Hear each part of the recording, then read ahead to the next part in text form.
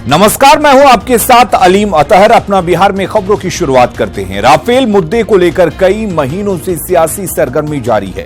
कांग्रेस और इसके अध्यक्ष राहुल गांधी ने बीजेपी और पीएम पर लगातार हमला बोला, लेकिन 3 दिन पहले सुप्रीम कोर्ट के फैसले से केंद्र सरकार को राहत मिली है। कोर्ट ने सीबीआई जांच कराने की मांग को खारिज कर दिया, जिसके बाद बीजेपी हमलावर दिख रही है। एक रिपोर्ट। राफेल मुद्दे को लेकर जारी है राजनीति। सुप्रीम फैसले के बाद हमलावर बीजेपी। मामले पर अब तक देश की जनता।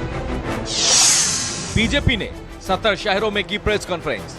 राफेल की जो कंपनी टोटल है वो आज पटना में केशव तो रांची में भूपेंद्र रहे मौजूद। देश के सुरक्षा तंत्र को राफेल की जो कंपनी टोटल है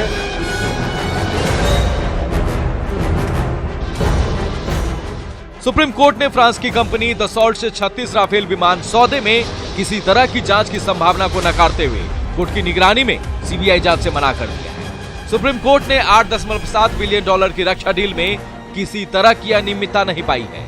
मामले को लेकर बीजेपी अब अग्रेसिव मोड में। पार्टी ने अपने मुख्यमंत्रियों और केंद्रीय मंत्रियों समेत अपने प्रमुख नेताओं को देश के 70 शहरों में कांग्रेस पर निशाना साधने के लिए तैनात किया। पटना में यूपी के डिप्टी सीएम केशव प्रसाद मौर्य तो रांची में बीजेपी के वरिष्ठ नेता भूपेंद्र यादव ने मोर्चा संभाला। कांग्रेस के बारे में हम भी जानते हैं और देश भी जानता है, आप सब भी जानते हैं कि यह झूठ बोलने की ऑटोमेटिक मशीन की तरह काम करने वाली है, जिसने राफेल के मुद्दे पर देश से झूठ बोलने का भी काम किया, देश को गुमराह करने का काम भी किया। कुल मिलाकर निर्णय में है कि 74 मीटिंग इसके निर्णय के लेने के संबंध में हुई। हर देश के रक्षा सौदे के विषय में जितने भी प्रकार की आशंका है, सबका समाधान इसके अंतर्गत किया गया, जो जजमेंट में ऑन रिकॉर्ड है। और बाद में सारे निर्णय को cabinet committee on security CCS के द्वारा अप्रूव कराया गया, जिसको न्यायालय ने एकदम सही पाया। बीजेपी ने जहां कांग्रेस पर करारा हमला बोला, तो कांग्रेस ने सुप्रीम कोर्ट के फैसले को क्लीन चिट नहीं समझने की नसीहत की और फिर से जेपीसी जांच की मांग की। तो आरजेडी ने कहा कि जनता अब बीजेपी के झांसे में नहीं आने वाली है। उसने आज तक देश की जनता से सिर्फ और सिर्फ झूठ बोला है। अगर सच्चाई के रास्ते पर है और चोरी नहीं की है तो जेपीसी बैठा दो राफेल मामले में। जो सर्वोच्च न्यायालय ने इनको क्लीन चिट नहीं दिया है, अगर इनमें हिम्मत है तो जेपीसी से जांच क्यों नहीं करा लेते हैं। राफेल मुद्दे को लेकर संसद से सड़क तक संग्राम जारी है। मामला सुप्रीम कोर्ट तक पहुंचा। अब जेपीसी की मांग हो रही है। कुल मिलाकर आने वाले लोकसभा चुनाव तक राफेल का मुद्दा छाया रहेगा। लेकिन सुप्रीम कोर्ट के फैसले के बावजूद भारत और फ्रांस सरकार के बीच हुए इस सौदे पर कई अनुत्तरित सवाल हैं, जिनका जवाब शायद ही मिले। Bureau report, news 18। और अब बात वायरल एक तस्वीर की, जिससे बिहार में शराबबंदी कानून की हकीकत और नेताओं की पोल खुलती हुई दिख रही है। तस्वीर में जेडीयू के प्रदेश सचिव निर्भय सिंह खुलेआम एक महिला डांसर के साथ अश्लील हरकत करते हुए देखे जा सकते हैं। तस्वीरों में प्रदेश सचिव बिहार में शराबबंदी कानून कितना सख्ती से लागू है, इसका भी पोल खोल रहे हैं। वायरल वीडियो में खुलेआम कानून की धज्जियां उड़ाते हुए देखा जा सकता है।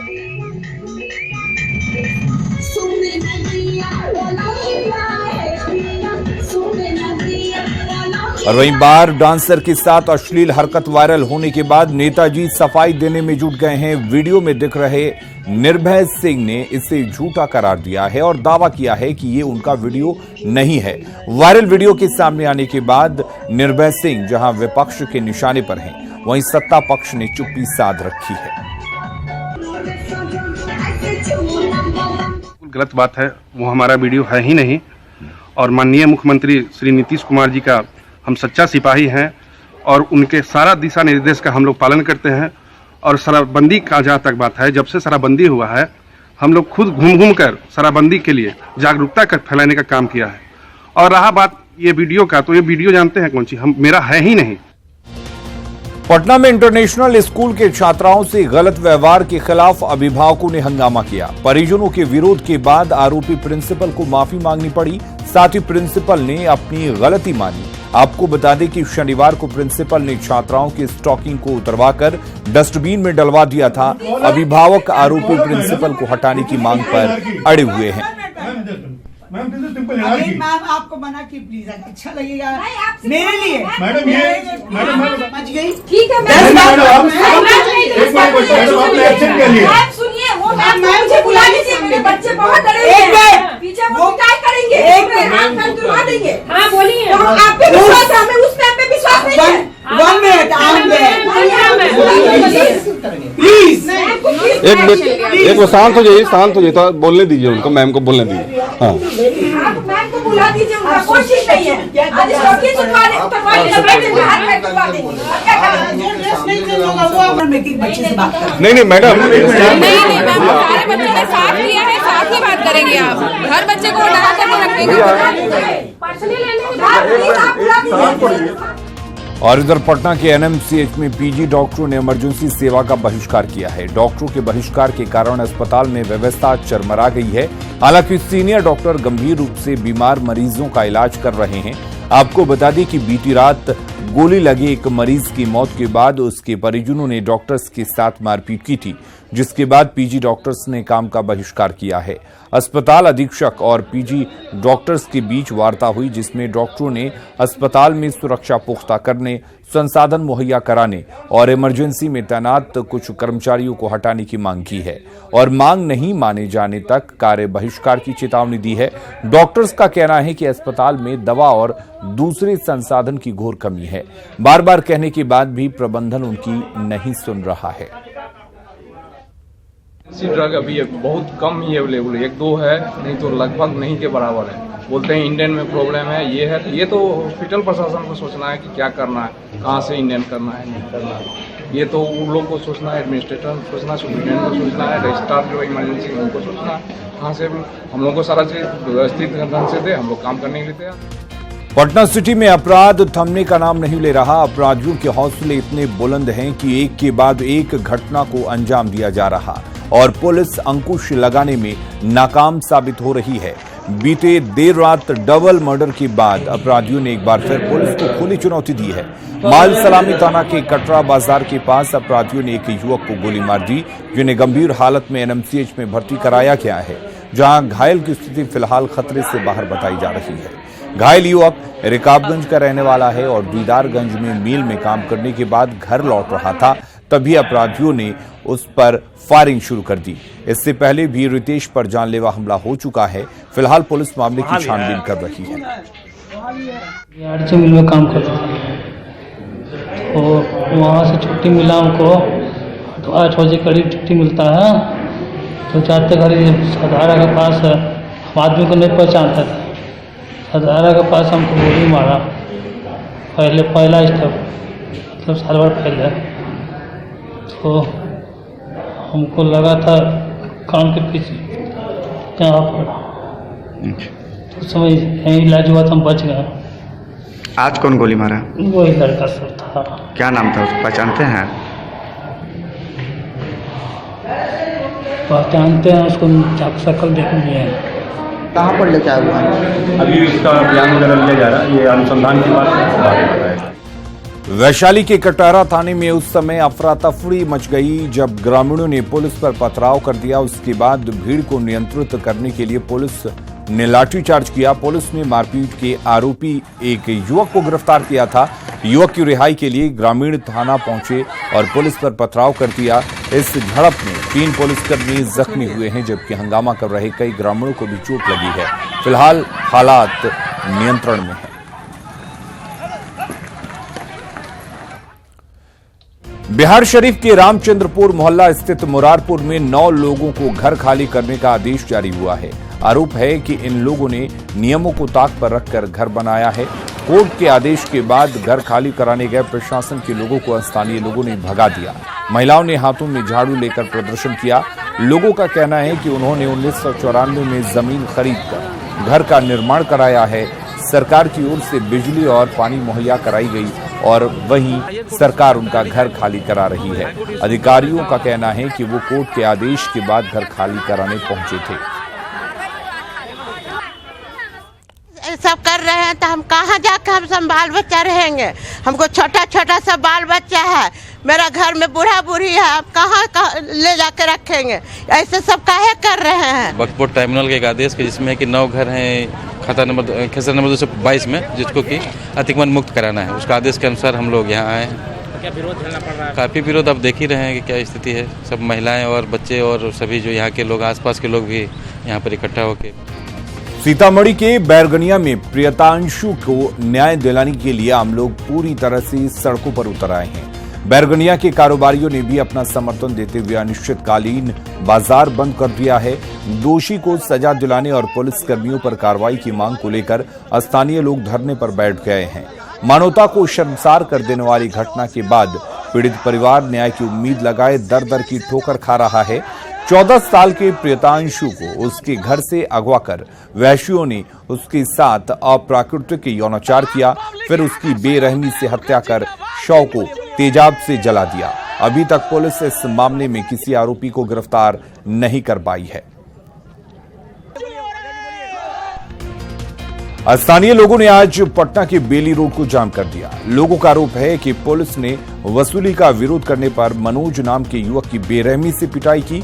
हंगामा बढ़ा तो शास्त्री नगर थाना पुलिस मौके पर पहुंची और घायल मनोज को अस्पताल लेकर गई। इस घटना के बाद सवाल है कि क्या पटना में पुलिस की गलती के खिलाफ आवाज उठाने वालों को पुलिस पीटेगी? न्यूज 18 ने मधेपुरा पुलिस के भीतर जारी अवैध वसूली के धंधे से जुड़े आरोपों पर 15 दिसंबर को एक खबर दिखाई थी। खबर चलने के बाद दारोगा ने पीड़ित को थाने बुलाकर धमकी दी है। धमकी से सहमी पीड़ित ने न्यूज 18 से भी मदद की गुहार लगाई है। में चली तो थाना अध्यक्ष ने हमें बुलाए और हमें बुला करके 2 घंटा बैठाए और बहुत गालियां भी दी। उसके बाद वो बोला कि हम हरिजन हैं, हम तुम्हारे ऊपर भी SC ST का केस करेंगे और ब्रह्मदेव महतो से भी केस करा के तुमको जेल भेज। और अब आपको दिखाते हैं रफ्तार की कहर से करा रहे बिहार के 2 जिलों कटिहार और छपरा की तस्वीरें, जहां हादसे में 7 लोगों की मौत हो गई और 3 लोग गंभीर हालत में अस्पताल में भर्ती हैं। ठंड का प्रकोप बढ़ने के साथ ही सड़क हादसे में लगातार हो रही बढ़ोतरी से सड़क सुरक्षा अभियान के दावों पर सवाल उठ रहे हैं। वहीं जल्द घर पहुंचने की आपाधापी में लोग जान को भी दांव पर लगाने से बाज नहीं आ रहे। बिहार हिंदी साहित्य सम्मेलन के 100 साल पूरे होने पर आयोजित शताब्दी समारोह का उद्घाटन लालजी टंडन ने किया। शताब्दी समारोह में साहित्यकारों को शताब्दी सम्मान से नवाजा गया। कार्यक्रम में राज्यपाल लालजी टंडन ने हिंदी के विकास के लिए लोगों से खुद पहल करने की अपील की। कोई कहे न कहे लेकिन राष्ट्र भाषा के रूप में उसका गौरव आप स्वयं दें। आप देखेंगे कि अपने आप बदलाव आएगा और एक दिन वो आएगा कि जहाँ अंग्रेजी में काम हो उसी भाषा से विरोध करके दूसरी भाषा नहीं रहे, लेकिन अगर जो उसका हक है वो ना मिले। तिब्बती बौद्ध धर्म गुरु दलाई लामा ने महाबोधि मंदिर में विशेष पूजा अर्चना की। गर्भगृह में पूजा के बाद पवित्र बोधि वृक्ष को नमन किया। कड़ी सुरक्षा के बीच पूजा करने पहुंचे दलाई लामा ने चीन की सरकार पर निशाना साधा और कहा कि चीन की सरकार शोषण करने वाली सरकार है और वो अपनी ताकत का गलत इस्तेमाल कर रही है। आपको बता दें कि दलाई लामा गया में 23 दिन के प्रवास करेंगे। 28 दिसंबर से 30 जनवरी तक कालचक्र मैदान में एक विशेष शिक्षण कार्यक्रम में शामिल होंगे और प्रवचन भी देंगे। इस कार्यक्रम में शामिल होने देश विदेश से हजारों श्रद्धालु भी वहां आएंगे। China government, I think China, their concept socialism, wonderful. I prefer socialism rather than capitalism. However, too much centralized power is not good.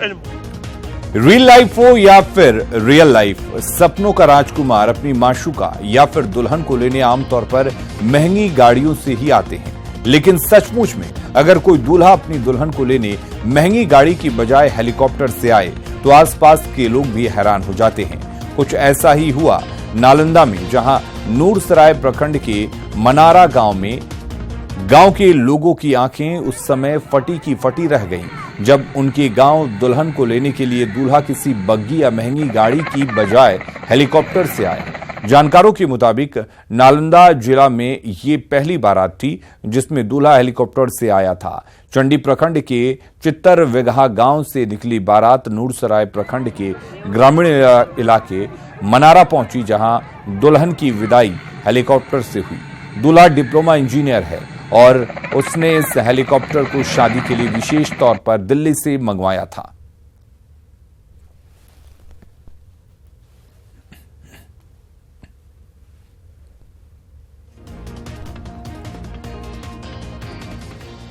Araria के रानीगंज में वीआईपी पार्टी प्रमुख सन ऑफ मल्ला मुकेश सहनी ने एक विशाल सभा को संबोधित किया।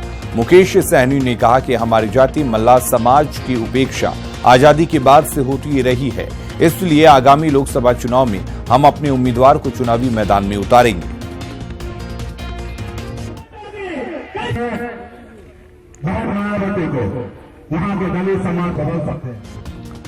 सुपौल में कोसी के कटाव की भेंट चढ़ने वाले लोगों ने मरौना प्रखंड के बीईओ के खिलाफ मोर्चा खोल दिया है। दरअसल ग्रामीणों का आक्रोश शिक्षा अधिकारी के उस मौखिक आदेश को लेकर है जिसमें स्कूल को शिफ्ट किए जाने की बात कही गई है।